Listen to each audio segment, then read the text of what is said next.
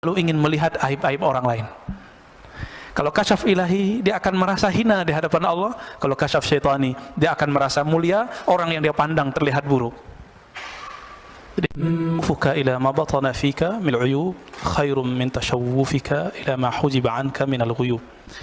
Jadi ini godaan-godaan orang belajar zikir. Jadi orang belajar zikir itu ada yang mau cari, mau mengakses alam gaib, mau bisa baca isi hati orang. Ini godaan orang belajar zikir, ya. Pengen kasyaf namanya.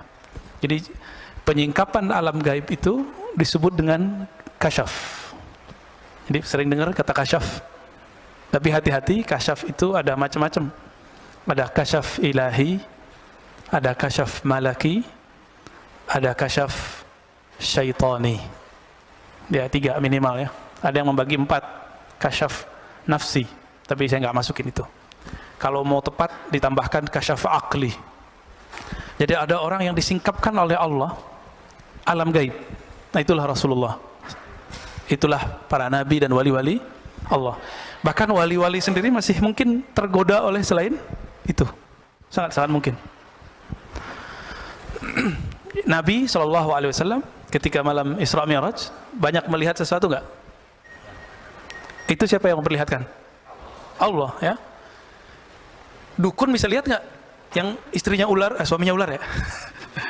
Bisa baca ini, baca itu. Itu dia ngelihatnya pakai apa? Walaupun semuanya dengan izin Allah, tapi bedanya kalau kasyaf ilahi, Allah izinkan dan ridho. Itu aja bedanya, Pak. Ada kasyaf yang agak lumayan, kasyaf malaki, dikasyafkan alam malaikat.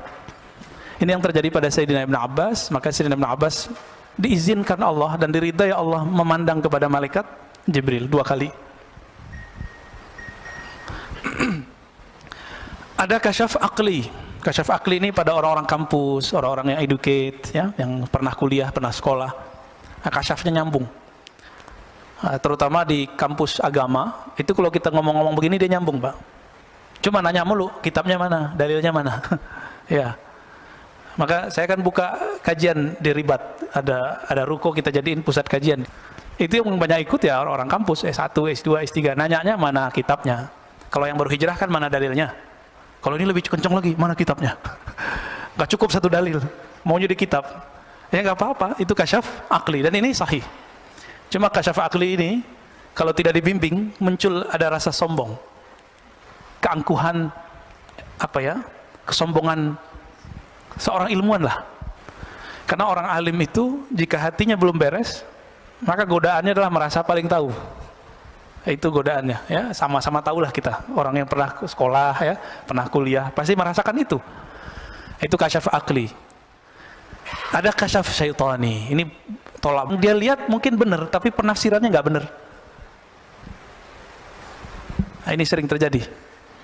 Dan kasyaf syaitani ini jangan salah. Ini turunnya kepada orang yang kadang-kadang kita anggap wali, padahal bukan wali. Hati-hati. Kenapa?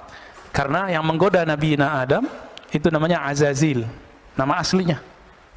Si Azazil ini setiap kali Nabi Adam dan keturunan Adam melahirkan anak, maka dia melahirkan anak juga. Namanya Banul Jan, Banul Syaitan. Anak-anak keturunannya namanya syaitan dari kalangan jin. Nah, syaitan dari kalangan jin ini ingin cari wadah, ingin cari tempat mengalir di tubuh manusia. Maka Nabi mengatakan, Inna syaitan yajri majrad dam. Syaitan itu mengalir di setiap darah. Di mata ada darah nggak? Maka dia bisa ngalir di situ.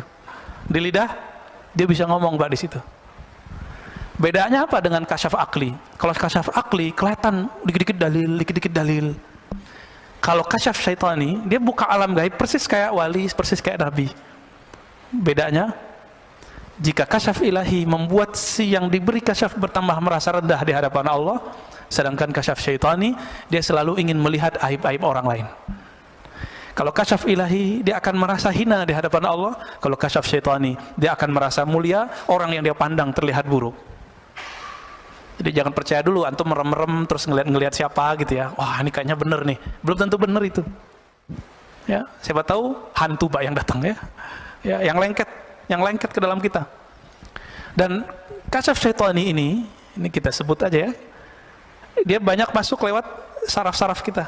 di bagian belakang, kemudian masuk ke memori otak. Makanya ruqyah itu yang paling berat yang angkat yang di sini, Pak. Ini paling berat itu. Saya udah males sudah ngurus-ngurus begituan. Ya. Di ruqyah nggak mempan. Dia bisa dicabut. Capek kan nyabut-nyabutin yang begitu. Lelah, Pak. Lelah hayati ya. Saya udah sebel deh ngadepin yang begitu-gituan. Jadi kalau ada yang begitu saya nggak mau ngurus, Pak. Cari aja yang lain deh. Kenapa membiarkan dirinya tergadai oleh kasyaf-kasyaf setan itu? Ya. Jadi jangan dikira setan jauh dari kita. Ada, Pak, di sini. Di belakang ini banyak ini. Di sini juga. Ya kalau yang di bagian-bagian depan itu biasa. Tapi kalau dia udah masuk ke otak kita, ini jadi luar biasa. Kita kalau mandang orang tuh nggak pernah bener. Ini kurangnya ini kurangnya ini kurangnya ini kurangnya ini. Selalu melihat kekurangan orang. Maka Imam Mu'tazilah mengatakan, keinginanmu mencari yang batin dalam dirimu dari yang aib-aib. Jadi kalau diterjemahkan bebas, keinginanmu mengetahui aib dirimu, kasyaf terhadap aib dirimu, lebih utama, khairun, lebih utama daripada engkau bisa mengakses alam gaib, baik gaibnya orang lain ataupun gaib alam semesta. Bisa baca pesawat mau jatuh, tapi dirinya sendiri nggak beres, pasangannya ular, Pak. Ya, benar nggak? Berarti dia sendiri ada masalah sama dirinya, tapi orang kok dengerin.